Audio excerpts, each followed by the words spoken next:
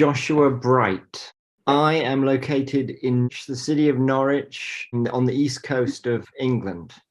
Can you tell me about how you came to know Emmet? So I, having some experience and interest in issues around death and end of life, because I'd already done a project working with the New York Zen Center for Contemplative Care and photographed an older man dying in the care of his friend who was a Zen priest, sort of helping him, sort of being with him throughout the process. That was sort of the grounds for this sort of growing interest of mine in how can end of life be, what sort of form can it take, and how much agency maybe do we have, and what does this sort of compassion mean, and also how does bearing witness even influence our own appreciation and ability to live in the moment. I had various stuff on social media and saw various things, and so I think I came across Emmet's sort of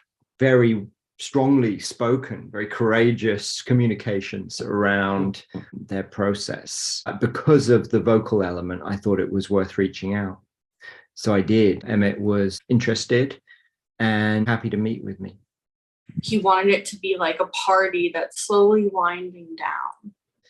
The image of a party is certainly accurate on many levels.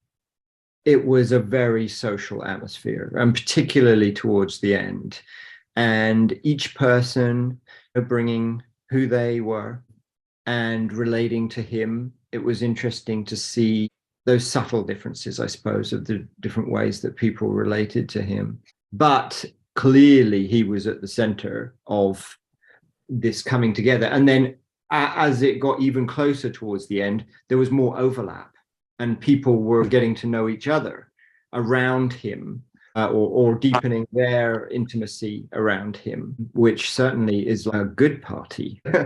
But a good party is one where you find intimacy with people, where the fact that there are many people doesn't interfere with intimacy. And that was definitely true. And also, in a sense, Emmet, by perhaps both deliberately, but also by just by virtue of sort of physically being less able and sort of, as you say, slipping away, was handing over the relationship to other people, enabling in that sense. And in a space where that, in a sense, was a literal and physical container, there was some form, some sort of container in terms of a guideline for ethical behavior, that in that space, because Emmet was dying and because that deserved respect and honor and understanding and compassion, those were the common threads that everybody made sure they came with. And even in sort of political identity areas that I wasn't really truly familiar with from my own life, but I definitely could identify right away with those sort of primary values that you're talking about. Truly enabling.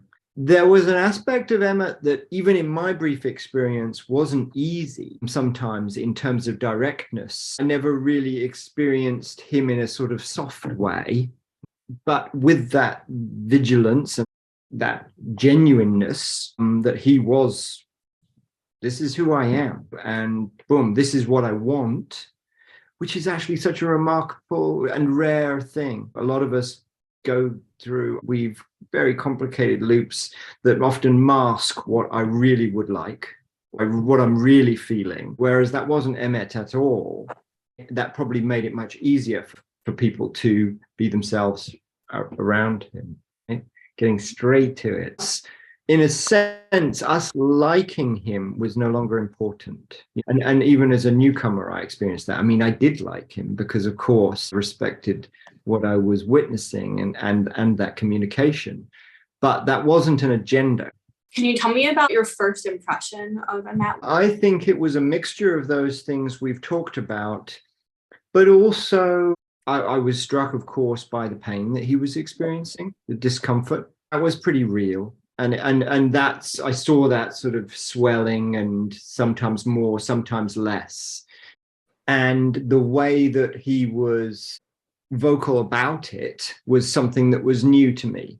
It was direct in a way which again felt sort of congruent, but it was unusual. It was just his way to be vocal and clear and transparent about everything that was going on, about the hard stuff. You don't encounter many people that are so willing to just get right into the hard stuff. That there was, in a sense, a contrast between a room which was very colorful and decorated with a lot of different sort of youthful and colorful imagery and expressive, heartfelt pieces everywhere.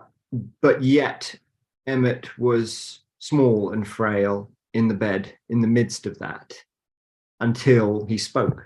Until he spoke.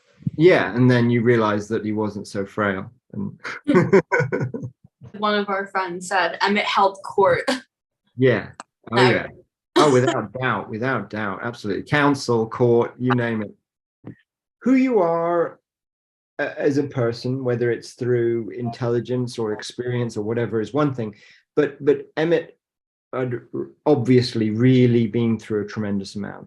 Had, in terms of both illness and suffering, but also in terms of identity and the process of weaving and building life. So there was a lot of experience there that is just flat out really, really deep and valuable. So everything was compressed in a sense, that sort of wisdom and understanding that for better or worse sometimes takes longer and is more relaxed for other people. Emmett got the condensed version. So Emmett was using all that to build the identity which meant most to him. Don't mess around, don't squander your life. No, but that was part of the message that I felt, recognizing the way that the medical world in its institutionalized nature can be really oppressive.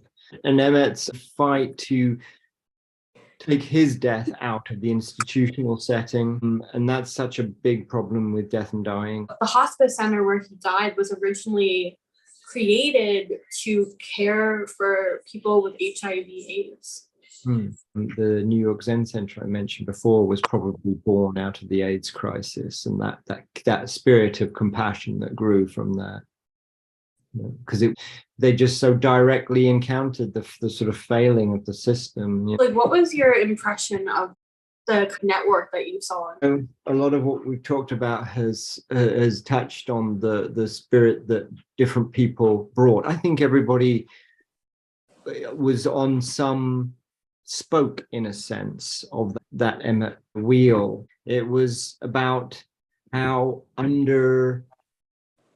appreciated, utilized, or whatever death and dying itself is. What can come from that? What can be born from that if it's done in a different way? A lot of other people also had, whether it was disability, whether it was trans, or whether it was a religion, whatever it was, perhaps each person had some main focus, but the result was actually quite a big set of interests, but all pertaining to this central theme and those core ethical elements, which ultimately are about acceptance and understanding. Above all else, no one was going to be quick to judge. Like, I sometimes witnessed the way that others in the room had suffered too, and how ultimately, as provided that there's conversation, provided that there's exploration and some curiosity and support, then that suffering can be transformed. And so that was a common thing that I felt I was witnessing with a lot of the people that entered into the space. That was hard stuff, but people being so real about it. I feel like a lot of that has to be again down to that word congruence, the direct relationship, intimacy. I see the nature of being close to death and dying as a catalyst. For instance, that sort of, do I go and hang out with my friend while they're also seeing someone else who I don't know? In day-to-day life, we might be like, I don't know how that's going to go. I'm not going to bother. But Emmett was dying.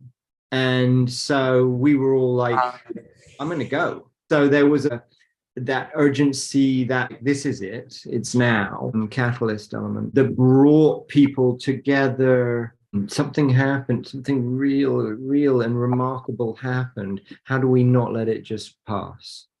Relationship, and that the depth of relationship has to be at the core of it. You knew that you would gain by going in open. What kind of lessons do you think we can learn about disability and chronic illness? The courage to be fully vulnerable, not just trying to fix things or put bows on them, really being super real about all the challenges and taking the risk of sharing that in an intimate way. It wakes people up. It truly wakes people up. When you expose yourself, it liberates other people. It's a false assumption that that's weakness. I have a moment comes to mind. There were so many, of course, but there's one that I have where Emmett's talking. Maybe it was a slightly grand tangent or something, but all of a sudden he was like, and now I'm going to have to press this button because this is my pain medication. It was this really direct, kind of super honest, very straightforward. I'm in pain. I need these drugs to make me feel okay. Kind of beep, there you go. And then move on. There's definitely something beautiful about the hospice movement in this equation too, in terms of getting out of the way and allowing counsel, the ceremony, all of that was allowed to happen in that space.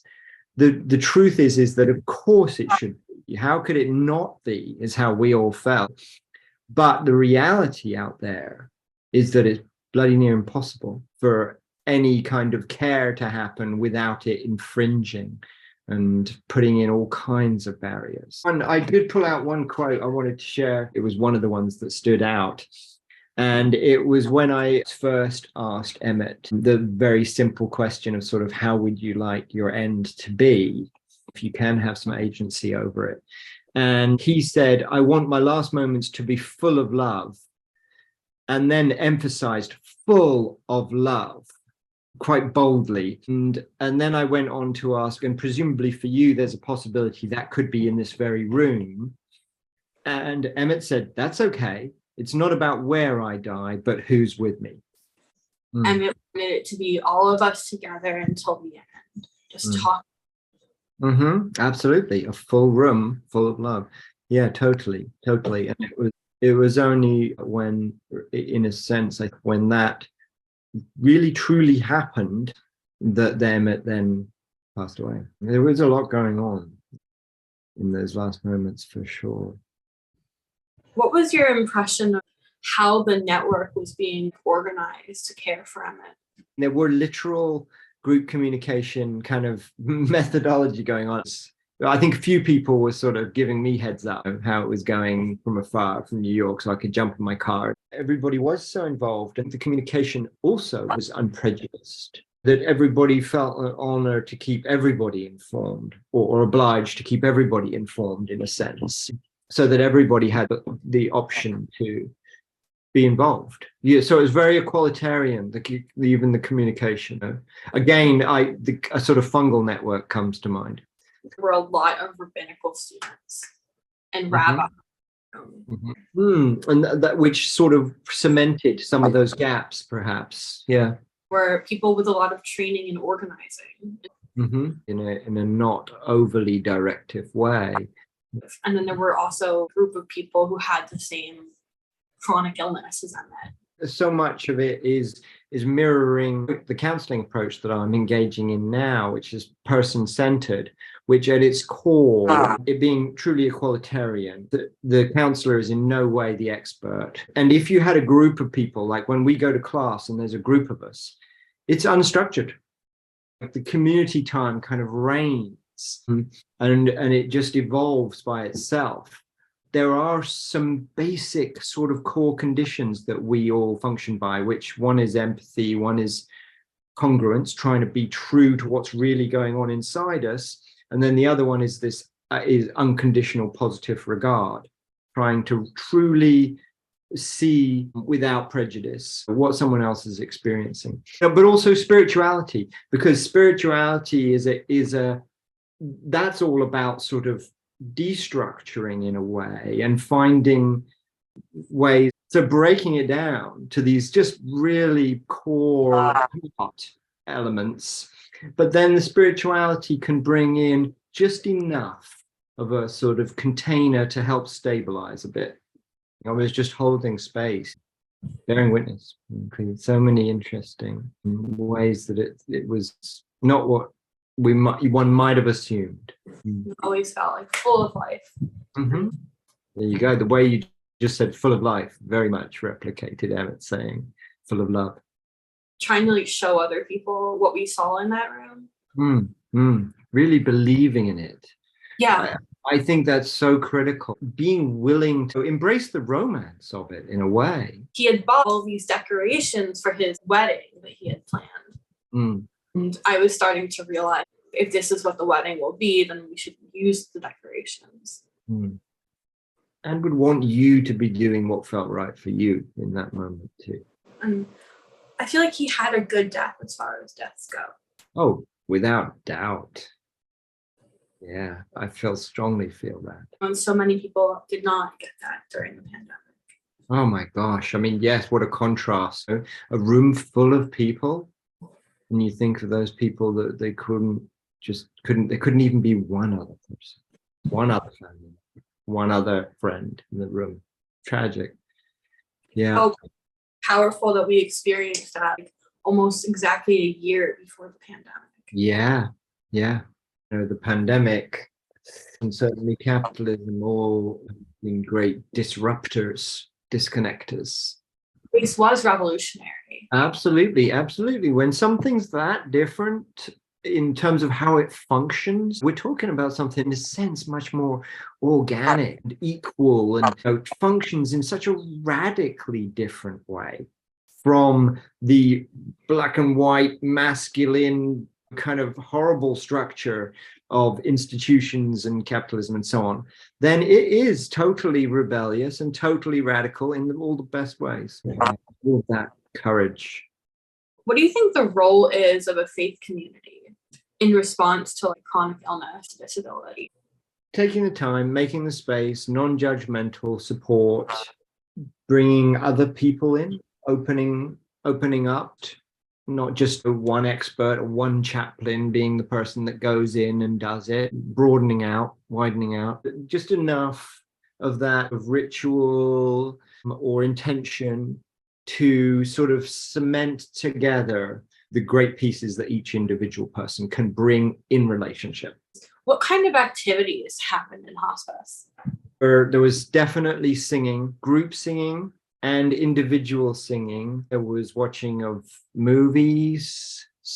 I mean, for lack of a better word, sleepovers in the conventional sense of sleepovers. Lots of those, and lots of lovely openness with regards to sharing that privilege. There were definitely games. There was a lot of eating and drinking. So certainly plenty of laughing, joking, certainly lots of crying and lots of hugging, lots of physical support, fingernail painting, absolutely artistic endeavors, lots of creativity happening. Yeah. I can't remember who, but was drawing a sort of tattoo on Emmett's wrist. Quite a diverse range of activities. And of course, religious ceremony too. There was a spirit of protest as well. And there was definitely people opening up with their challenges on a day-to-day level, whether it was about work or about much deeper life stuff. And some of that happened in the group space, some of that happened just one-to-one with them, bearing witness. There's some of the basic principles of journalism, combined with knowing not to have an idea of how it was going to go. I knew enough about death and about just the benefit to how I would experience what I would get from it, to try to just remain open and be curious, and show people that I wasn't in any way a threat and wasn't going to be judgmental. That was important. I was so conscious, of course, of not wanting to in any way interfere with anybody's comfort, and that was hard as a sort of new stranger. and a tall white male, somewhat conventional in the way I dress. So I felt like I had to be open fast and soft fast to hopefully not to have minimal impact. But it took care of itself because everybody was nothing but nice and welcoming, and were able to be themselves very easily. Sort of practice meditation in Zen Buddhist tradition. And that echoes a lot of my Zen practice, those sort of being committed to not knowing and being open, and obviously taking the moment as it happens, and remembering that life is never to be taken for granted. That's exactly what was happening. Whenever we stepped into that space, it was, again, this sort of perfect container for those things that helped us to be open in the moment and taking nothing for granted. And just the act of being there was something